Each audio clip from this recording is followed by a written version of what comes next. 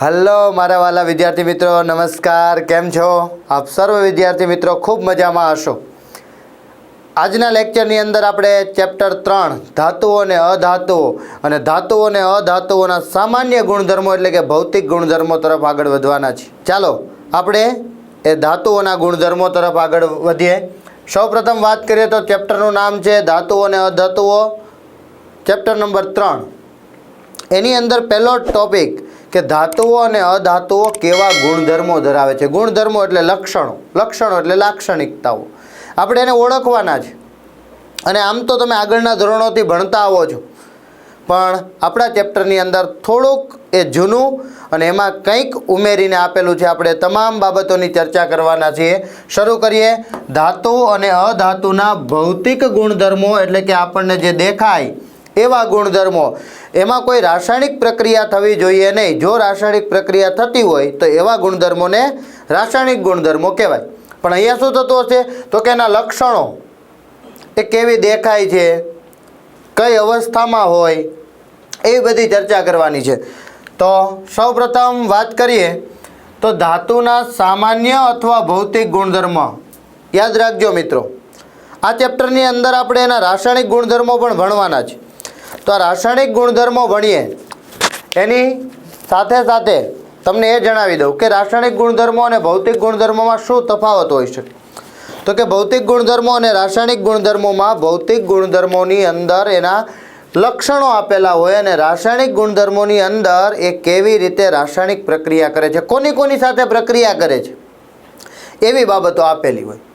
એટલે ભૂલથી ઊંધું ન લખાઈ જાય. એટલે અહીંયા આપેલું છે ભૌતિક ગુણધર્મ અથવા સામાન્ય ગુણધર્મ. તો એની અંદર તમને બધાને ખબર છે કે ધાતુઓ તેમની શુદ્ધ અવસ્થામાં ચળકાટ સપાટી ધરાવે છે. સોનું, ચાંદી, કોપર, મોટાભાગની બધી જ ધાતુઓ છે એ કેવી હોય તો કે ચળકાટ ધરાવતી હોય, એટલે કે એની સપાટી ચળકતી હોય. તો પહેલો ગુણધર્મ છે ચળકાટવાળી સપાટી ધરાવે છે.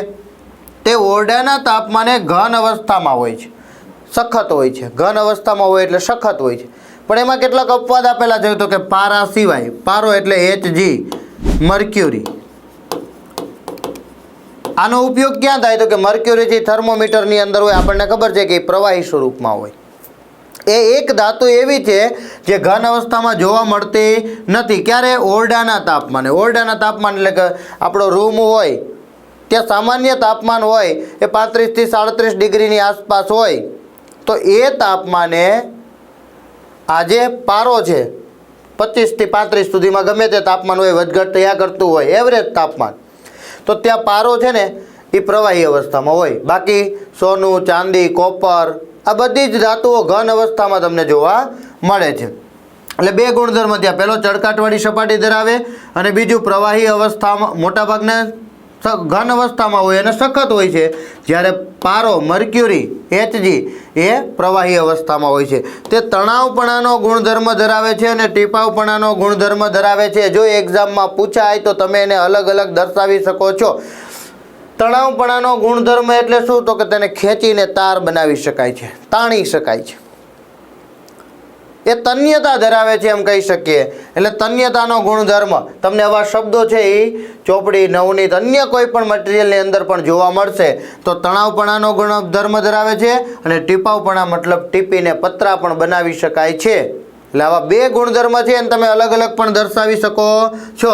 તણાવપણાના ગુણધર્મની અંદર સોનાને યાદ રાખવાનું કે સોનું છે એ 1 ગ્રામનો ટુકડો હોય તો એને ખેંચીને લાંબો તાર બનાવી શકાય. કેટલો લાંબો તાર? 2 કિલોમીટર લાંબો તાર બનાવી શકાય. 1 ગ્રામ સોનું એને ખેંચીને 2 કિલોમીટર લાંબો તાર બનાવી શકાય છે. એટલે તણાવપણા અને ટીપાવપણાના ગુણધર્મ ધરાવે છે. તમે એને અલગ અલગ લખી શકો છો. તે ઉષ્મા અને વિદ્યુતના સારા વાહકો છે. વિદ્યુતના તો કે આપણને ખબર છે કે આપણા ઘરે જે કંઈ પણ વાયરિંગ હશે એની અંદર ધાતુના તાર હોય, કોપરનો હોય કે એલ્યુમિનિયમનો તાર જોવા મળતો હશે. તો એક છેડાથી બીજા છેડા સુધી વિદ્યુતનું વહન કરી શકે. આ સાથે સાથે ઉષ્માના પણ સારા વાહક હોય. ઉષ્માના સારા વાહક હોય કેવી રીતે ખબર પડે તો કે એક લોખંડનો સળિયો છે આપણી પાસે, એને આપણે હાથમાં પકડેલો હોય અને એક છેડો ગરમ કરીએ છીએ. થોડીક વાર ગરમ થશે ને એટલે એમાંથી ઉષ્માનું વહન થશે અને આપણને પણ ગરમ લાગવા લાગશે. એટલે કહેવાનો મતલબ એમ કે ધાતુઓ હોય એ ઉષ્માનું સારું વાહક હોય છે. એવી જ રીતે આપણા ઘરે સ્ટીલનો કે કોઈ પણ અન્ય મિશ્ર ધાતુનો જો પણ કોઈ પણ સાધન હશે, એટલે કે તાવીતો છે, ગરમ કરતા હશે ને તો ઉષ્માનું વહન તો થાય, પણ એ ધીમું હોય. પણ જો પર્ટિક્યુલર કોઈ ધાતુ હશે તો તે ઉષ્મા અને વિદ્યુત બંનેના ખૂબ સારા વાહક હોય છે. તેમના ગલનબિંદુ ઊંચા છે. ગલનબિંદુ એટલે શું? તો કે બધી જ કઈ અવસ્થામાં હોય? તો કે ઘન અવસ્થામાં હોય. ઘન અવસ્થામાં હોય મતલબ ઘન અવસ્થામાંથી પ્રવાહી અવસ્થામાં રૂપાંતર થવું. ઘન પદાર્થ પીગળવાની શરૂઆત કરે. જે તાપમાને પીગળે એ તાપમાનને શું કહેવાય? ગલનબિંદુ કહેવાય. તો ગલનબિંદુ ઊંચા હોય. કેમ? તો કે ઘન પદાર્થ છે એને વધારે ઉષ્મા આપો. તમે લોખંડનું ઉદાહરણ લ્યો કે લોખંડને તમે ગરમ કરો છો, શું સરળતાથી પીગળશે? નહીં પીગળે. કેમ? તો કે એના ગલનબિંદુ છે એ કેવા છે? ઊંચા હોય છે. તે રણકાર ઉત્પન્ન કરે છે. આપણા મંદિરોની અંદર ઘંટ હોય, બેલ, એને આપણે વગાડીએ છીએ તો રણકાર ઉત્પન્ન કરે છે. રણકાર ઉત્પન્ન કરવો એટલે શું? તો કે એ અફડાવવામાં આવે ને એટલે એવું સાઉન્ડ ઉત્પન્ન થાય, તો રણકાર ઉત્પન્ન કરે છે. તો આવા કેટલાક ગુણધર્મો છે એ ધાતુના ગુણધર્મ છે. ચળકાટવાળી સપાટી ધરાવે એટલે કે ચળકતા હોય છે, સખત હોય છે એટલે કે ઘન અવસ્થામાં જોવા મળે, તણાવપણાનો ગુણધર્મ ધરાવે છે, ટીપાવપણાનો ગુણધર્મ ધરાવે છે, ઉષ્મા અને વિદ્યુતના સારા વાહક હોય છે, ગલનબિંદુ ખૂબ ઊંચા હોય છે અને છેલ્લે રણકાર ઉત્પન્ન કરી શકે છે. ધાતુના ગુણધર્મો આવા હોય તો અધાતુના બધા આનાથી વિરુદ્ધના ગુણધર્મો હોય. ચલો આપણે એ પણ જોઈ લઈએ કે વિરુદ્ધના હોય તો કેવા હોય છે. તો કે અધાતુ તત્વોના સામાન્ય અથવા ભૌતિક ગુણધર્મો લખો. તો અધાતુ તત્વો છે એ ઘન અથવા વાયુ સ્વરૂપે હોય છે. યાદ કરો, ધાતુઓ સખત હોય છે, ઘન અવસ્થામાં હોય. ધાતુઓ છે એ મોટા ભાગે કેવી હોય? તો કે ઘન અવસ્થામાં હોય. અહીંયા પણ ઘન અવસ્થામાં જોવા મળે ને વાયુ અવસ્થામાં જોવા મળે છે, પ્રવાહી અવસ્થામાં જોવા મળતી નથી. પરંતુ જેમ અહીંયા પારો હતો કે જે પ્રવાહી અવસ્થામાં હતો ધાતુ, તો અહીંયા પણ એવું છે કે બ્રોમિન છે એ ઓરડાના તાપમાને પ્રવાહી સ્વરૂપમાં જોવા મળે. મોટા ભાગે કેમાં હોય? તો કે ઘન અવસ્થામાં અને વાયુ અવસ્થામાં. તે ઉષ્મા અને વિદ્યુતના અવાહક હોય છે. પહેલાં ખૂબ સારા વાહક હતા. તે ટીપાવપણા અને તણાવપણાનો ગુણધર્મ ધરાવતા નથી. પહેલાં ધરાવતા હતા. ધાતુ છે તેના ગલનબિંદુ અને ઉત્કલન બિંદુ પ્રમાણમાં નીચા હોય છે. આના ગલનબિંદુ અને ઉત્કલન બિંદુ પ્રમાણમાં ઊંચા હોય છે. તે રણકાર ઉત્પન્ન કરતા નથી. પણ તમે અધાતુની અંદર એવું લખી શકો કે તે કેટલાક વિવિધ રંગો ધરાવે છે. આવો શબ્દ તમે લખી શકો છો. તો આ બધા જ ગુણધર્મ છે જે ધાતુના વિરોધી એટલે કે ઉલટા ગુણધર્મ છે. આ બધા જ અધાતુના ગુણધર્મો છે. ચલો હવે સૌથી અગત્યની વાત એ છે, આવું તો આપણે ઘણા બધા ધોરણ પહેલેથી ભણતા આવીએ છીએ, જેમ કે 6ઠ્ઠા 7મા 8મામાં ધાતુ અધાતુ આવે જ છે. અને એમાં બધામાં આવી કંઈક નાની મોટી વાતો કરેલી જ હોય. તો કે અહીંયા નવીન શું છે? તો કે અહીંયા નવીન છે એના અપવાદ. શું છે? અપવાદ. જો આ અપવાદ પૂછાઈ જાય, આમ સહેલા જ છે પણ યાદ રાખવા પડે. શું યાદ રાખવું પડે? તો કે ધાતુ તત્વોના અપવાદની આપણે શરૂઆત કરીએ. તમામ ધાતુઓ ઓરડાના તાપમાને ઘન અવસ્થામાં હોય તો પારો, મર્ક્યુરી, Hg, હાઇડ્રોજેરિયમ કઈ અવસ્થામાં જોવા મળે છે?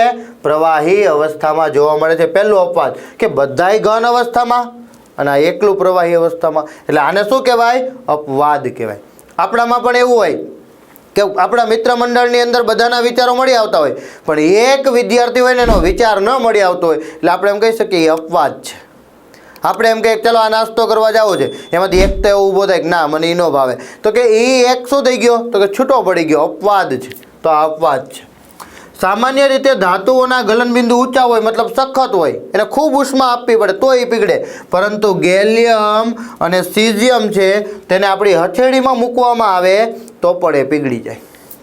એટલે કે આપણા શરીરના તાપમાને, આપણું શરીર છે એ ગરમ છે, તો એ તાપમાને પણ પીગળી જાય. મતલબ એના ગલનબિંદુ અને ઉત્કલન બિંદુ કેવો હોય? નીચા હોય છે. ઘન અવસ્થામાં હોય, ઘન અવસ્થામાં તો છે જ, પણ ગલનબિંદુ નીચા હોય છે કારણ કે આપણા શરીરના તાપમાને પણ એ પીગળી જાય છે. એટલે આ પ્રશ્ન 1 માર્ક્સમાં પૂછાય કે કઈ એવી ધાતુઓ છે કે જેને હથેળીમાં રાખતા પીગળી જાય છે, તો ગેલિયમ અને સીઝિયમ આ બંનેના ગલનબિંદુ નીચા છે એટલા માટે એ પીગળી જતી હોય છે. તો આ બંને અપવાદ છે, કારણ કે મોટાભાગના ગલનબિંદુ ઊંચા હોય પણ આ બંનેના ગલનબિંદુ નીચા છે. ધાતુ તત્વોને છરી વડે કાપી શકાય નહીં. લોખંડને છરી વડે કાપવા બેસીએ ન કપાય, સખત છે, મજબૂત છે. તો પરંતુ આલ્કલી ધાતુઓ એટલે કે લિથિયમ, સોડિયમ અને પોટેશિયમ, લિથિયમ, સોડિયમ અને પોટેશિયમ આ આલ્કલી ધાતુઓ છે, એને છરી વડે કાપી શકાય છે, એને છરી વડે કાપી શકાય છે.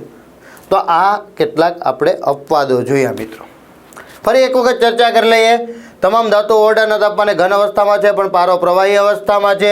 સામાન્ય રીતે ધાતુઓના ગલનબિંદુ ઊંચા હોય છે, પણ ગેલિયમ અને સીઝિયમ આપણી હથેળીમાં મૂકીએ તો પણ પીગળી જાય, મતલબ આપણા શરીરના તાપમાને પીગળી જાય, મતલબ ગલનબિંદુ નીચા હોય છે. ધાતુ તત્વોને છરી વડે કાપી શકાય નહીં, પરંતુ લિથિયમ, સોડિયમ, પોટેશિયમ એટલે કે આલ્કલી ધાતુઓ છે એને છરી વડે, ચપ્પા વડે કાપી શકાય છે. તો આ થઈ ગયા ધાતુના અપવાદ. હવે આપણે જોઈએ અધાતુના અપવાદ.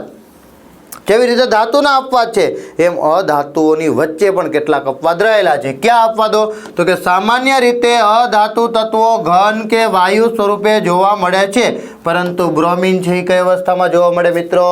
પ્રવાહી અવસ્થામાં જોવા મળે છે. સામાન્ય રીતે અધાતુ તત્વો ચળકાટ ધરાવતા નથી, પરંતુ આયોડિન છે એ ચળકાટ ધરાવે છે. પીળા રંગનું પ્રવાહી છે, ચળકાટ ધરાવે છે. અધાતુ તત્વોના ગલનબિંદુ નીચા હોય છે, પરંતુ કાર્બનનું એક અપર રૂપ છે હીરો, જે કુદરતી રીતે સૌથી સખત પદાર્થ છે. આમ તો અધાતુઓ છે ને મોટે ભાગે વાયુ અવસ્થામાં હોય, મોટે ભાગે, અને બાકી વૈધી એ ઘન અવસ્થાની અંદર હોય. તો આપણે એમ કહી શકીએ કે વાયુની અંદર ઓક્સિજન અધાતુ છે. તો એ જે નાઇટ્રોજન એની સાથે, તો એ પણ અધાતુ છે. તો એ અધાતુઓ છે એ આમ નરમ હોય, આપણે હાથ ફેરવીએ ઓક્સિજનમાંથી નીકળી જાય ને. પણ એમાંનું એક કાર્બનનું અપર રૂપ હીરો, આ હીરો છે કુદરતી રીતે મળતું સૌથી સખત પદાર્થ છે, જેનું ગલનબિંદુ ખૂબ જ ઊંચું હોય છે. ગલનબિંદુ કેવો હોય? અધાતુના નીચા હોય, પરંતુ કાર્બનનું એક અપર રૂપ હીરાનું ગલનબિંદુ ખૂબ જ ઊંચું હોય છે. અધાતુ તત્વો સામાન્ય રીતે વિદ્યુતના કેવા હોય છે? અવાહક હોય છે. પણ ફરીથી કાર્બનનું એક અપર રૂપ જે ગ્રેફાઇટ છે, જે આપણે પેન્સિલમાં ઉપયોગમાં લઈએ છીએ, અને ઘણા બધા પ્રયોગો પણ તમે કદાચ જોયા હશે કે પેન્સિલના બંને છેડા ઉપર તાર જોડી દેવામાં આવે ને એની સાથે બલ્બ જોડી દેવામાં આવે ને એની સાથે બેટરી જોડી દેવામાં આવે તો એમાંથી વિદ્યુતનું વહન થાય છે, મતલબ કે સુવાહક હોય છે. બાકી બધા અવાહક છે, પરંતુ કાર્બનનું એક અપર રૂપ છે ગ્રેફાઇટ, એ વિદ્યુતનું સુવાહક હોય છે. આ આપણે જોયા ધાતુ અને અધાતુના ગુણધર્મો, એટલે કે સામાન્ય ગુણધર્મો, ભૌતિક ગુણધર્મો. આ ઉપરાંત એના અપવાદો જોયા. એક્ઝામની અંદર આ પ્રશ્ન પૂછાય તો ચોક્કસથી બાળ મિત્રો તમને આવડી જ જશે. ફરી નવા વિડીયો, નવા લેક્ચર સાથે મળીએ. બાય બાય, થેન્ક યુ, જય શ્રી કૃષ્ણ, જય સ્વામિનારાયણ.